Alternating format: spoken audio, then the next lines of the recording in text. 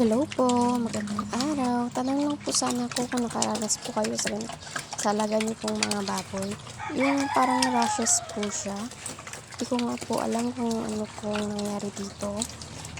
At ngayon ko lang po ito nakita at nakaranas po ng ganito. Tanong po sana ako kung ano po yung mabisang gamot para po dito. Thank you for watching po. Sana po makaroon kayo sa akin.